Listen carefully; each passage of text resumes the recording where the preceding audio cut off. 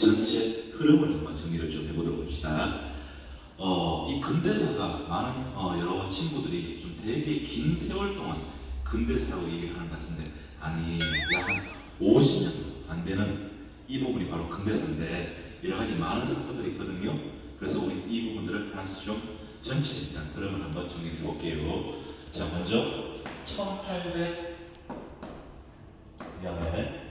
순조가 어린 나이로 왕이 되어서 자 그리고 헌종, 철종 이 철종이 후사가 없이 1863년에 죽습니다. 자 이때 우리는 특정 세우 있는 외척 가문에 의해서 정치가 좌지우지된다 해서 이 시기를 바로 세도 정치 시기라고 부릅니다. 특정 세도 있는 외척 가문들 순조 때는 안동김씨 김조순, 헌종 때는 통양조씨 조만영, 그리고 철종 때는 다시 안동김씨 김문근 이런 안동김씨 통양조씨가 당시 비변사를 장악하면서 메가매직 부정부패가 되게 많이 일어났던 시기가 바로 세도정치였고요. 그러면 당연히 이 세도정치 시기 때 왕권은 어땠겠어요? 그렇지, 왕권은 무지하게 약했죠. 백성들에서는 역시 힘들었겠죠. 이 시기 때 삼정의 문란이라고 해서 전정, 군정, 환국의 문란들이 일어나거든요. 즉 민생이 완전 파탄되는 시점이었죠. 백성들은 기댈 데가 없다 보니까 각종 예언사상, 정강록, 무속신앙, 미륵신앙, 심지어는 천주교와 동학이 바로 이 시점에 들어오게 됩니다. 그리고 농민들은 홍경의 난이라든지 임수농민 봉기가 일어나는 시기가 바로 이 세도정치 시기였고요. 이런 상황에서 자 당시 12살의 어린 나이로 1863년에 고종 황제가 12살의 나이로 왕이 되면서 이 고종의 아버지였던 흥성대원군 자 이하응이가 섭정을 하게 됩니다. 그러면 이 대원군이 처음에 등장을 했을 시기에 제일 먼저 안동김씨부터 작사를 내겠죠. 그리고 비변사를 탁하죠. 즉 안으로는 이 대원군의 정책은 안으로는 왕권을 강화시키려고 하는 정책을 펴서 또 하나 더 민생을 안정시키려고 하는 정책을 펴겠죠. 자 그리고 밖으로는 이 대원군은 밖으로는 당시 이양선이 출몰하는 시기가 세도정치 시기였거든요. 그래서 밖으로는 통상을 수교하는 것을 이 대원군에 펴게 됩니다. 자, 이런데 이 대원군은 1863년에서 1873년이 되면 대원군은 하야 물러나게 됩니다. 그리고 누가? 자, 고종이 이때부터 친정을 하게 되죠. 고종은 1873년이 되니까 22살의 나이가 되죠. 이때 당시 최익형 같은 사람이 대원군 하파 이제 우리 황제께서도 나이가 충분히 찼으니까 친히 정치를 펼 수 있습니다. 이만 물러나시지요 한단 말이에요. 그래서 대원군은 물러나요. 그리고 고종이 친히 정책을 펴는데 자 고종한테 절대적인 영향력을 펼칠 사람이 있었죠. 바로 민씨였던 민자영이라는 고종의 와이프였습니다. 민씨라고 부르죠. 자, 이 민자영은 바로 대원군의 정책과는 다르게 개화 정책을 펴려고 문호를 받아들이려는 정책을 펴니다. 여기에 영향을 받아서 고종도 같이 민자영, 민씨와 함께 개화 정책을 펴게 되죠. 자, 그리고 재판을 봅시다. 1876년이 되면 외국과 맺은 최초의 근대적 불평등 조약, 바로 강화도 조약이 체결되죠. 원래 이 강화도 조약의 명칭 이름은 조선과 일본이 서로 조일수호, 조규라는 이름이 원래의 명칭이에요. 강화도에서 조약을 체결했대서 우리는 강화도 조약이라고 얘기를 합니다. 물론 이거 가지고 일본 놈들이 부족하기 때문에 조일, 수호, 조규에 부록까지 첨부를 하게 되죠. 자 여기서 부록이라고 하면 우리 친구들 서점에서 책을 사고 하면 별책 부록 같은 거 봤잖아요. 그렇게 생각하면 됩니다. 자, 이 조일, 수호, 조규, 부록과 조일, 무역규칙이 같이 체결되죠. 우리는 이것을 통째로 다 강화도에서 조약이 체결돼서 강화도 조약이라고 얘기합니다. 운요 사건 때문에 강화도 조약이 체결되는데 강화도 조약은 외국과 맺은 최초의 근대적 불평등 조약입니다. 자, 그리고 1882년으로 넘어가면, 자, 1882년으로 넘어가면 조선과 미국이 조미수호 통상조약이 체결되거든요.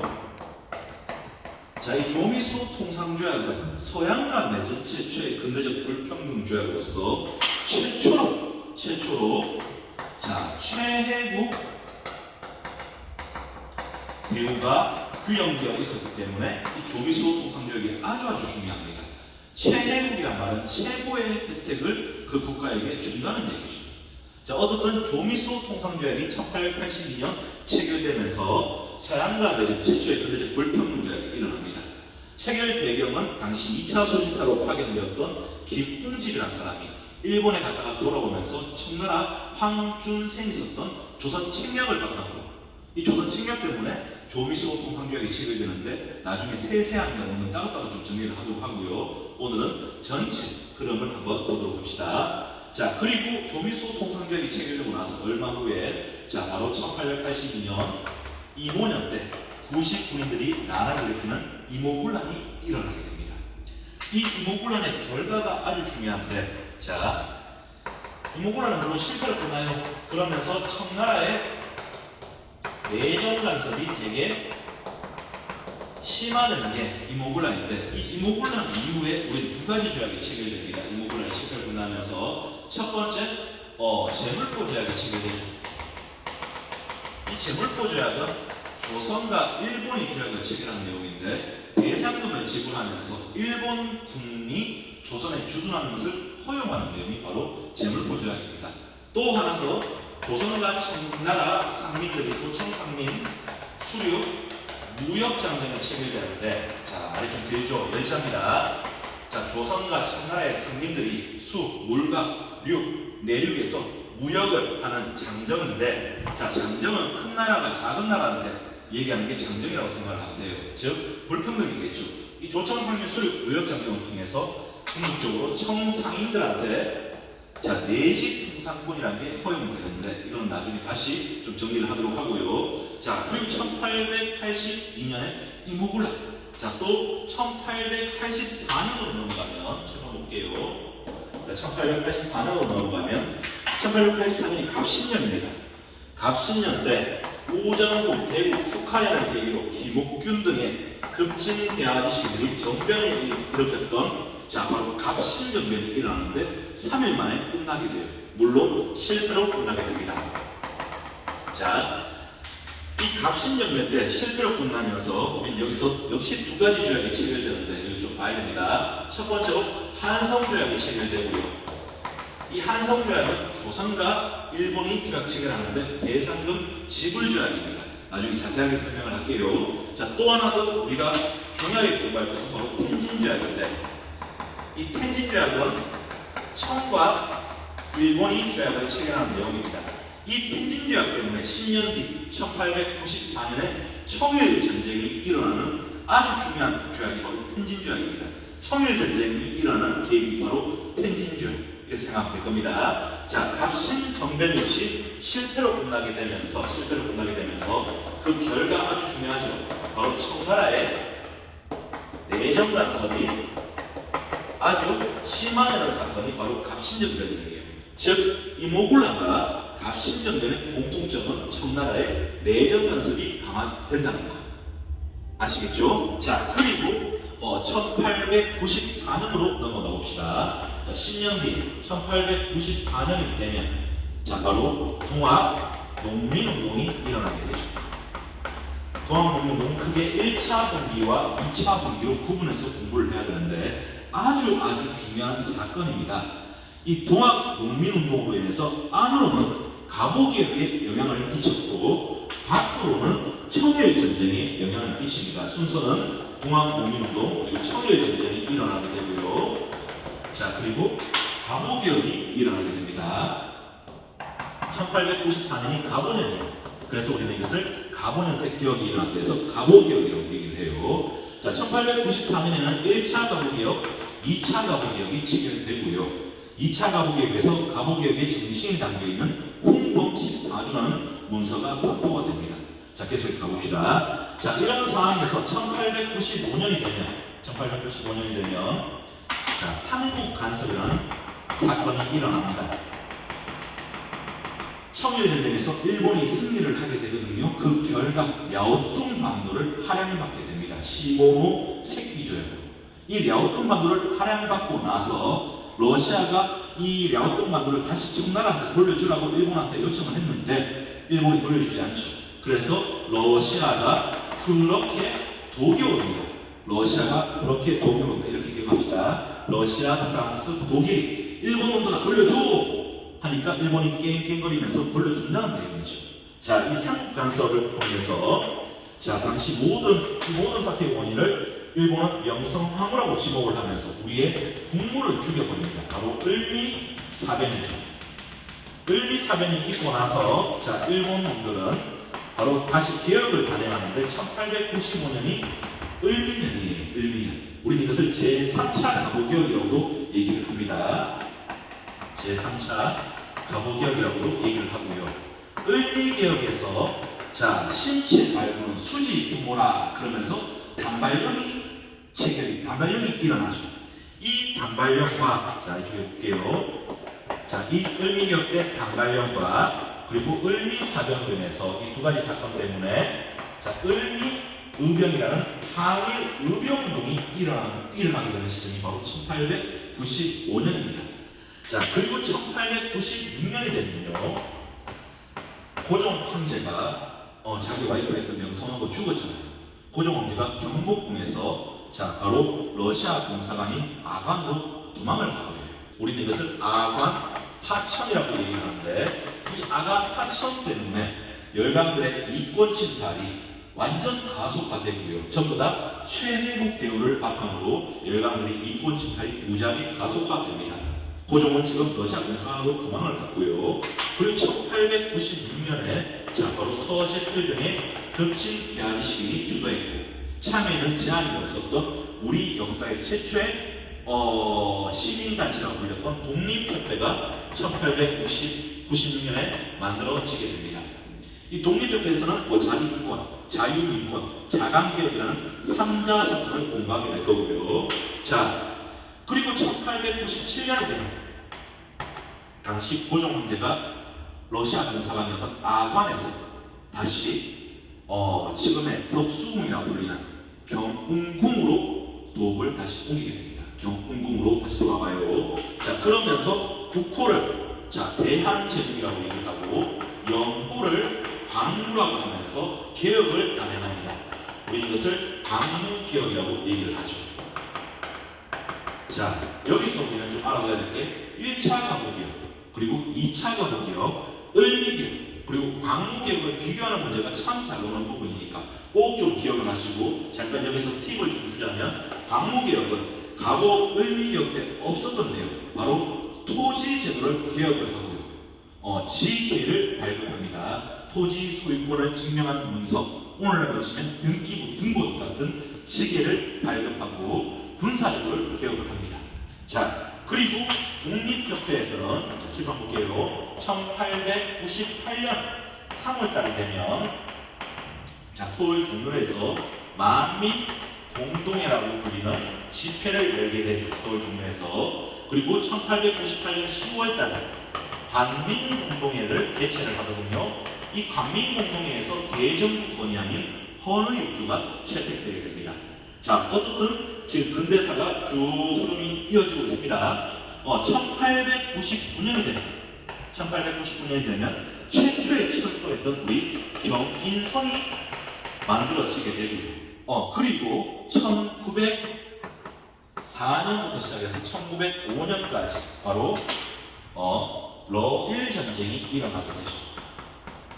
러일 전쟁이 일어나기 전에 고종은 국의 중립선언을 발표하면서 자, 우리는 어느 나라에도 편을 들지 않겠다. 그런 와중에 한반도에서 러시아, 일본이 전쟁이 일어납니다. 자, 그리고 제 한일 우정서가 1904년에 체결되게 되면서 우리나라에서, 즉 우리 조선에서 일본이 군사기지의 거점을 장악하는 내용이 바로 한일 우정서거든요. 그리고 1904년에 제1차 한일협약이 체결됩니다. 제1차 한일협약이 체결되는데 이 제1차 한일협약을 우리는 고문정치라고 얘기를 해요. 당시 재정부문이었던 메가타, 외교부문이었던 스티븐스 여기서 등장을 하게 되는데 나중에 자세하게 공부합시다. 우리 1905년 자 가스라 테프트밀 제2차 영일동맹이 체결되고 러일 전쟁에서는 일본이 러시아한테 이기게 되죠. 그러면서 포츠머스 강화조약이 체결되면서 드디어 한반도에서는 일본한테 까불 놈이 없단 말이에요. 그리고 바로 이 일본 놈들은 1905년 11월달 자 을사년대 을사조약 바로 을사늑약을 체결하죠. 우리는 이것을 다른 말로 제2차 한일협약이라고 얘기를 합니다. 이 제2차 한일협약 을사늑약에서 우리가 꼭 좀 기억해야 될 게 바로 외통수입니다.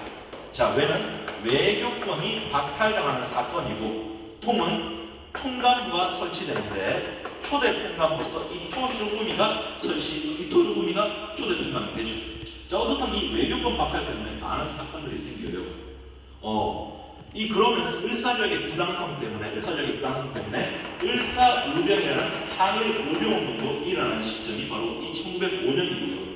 외교권 박탈 때문에 당시 우리의 고종 황제께서는 미국의 헐버트를 파견하게 되고 1907년이 되면 제2차 남북평화회의가 열리는 네덜란드 헤이그 특사를 파견하게 됩니다.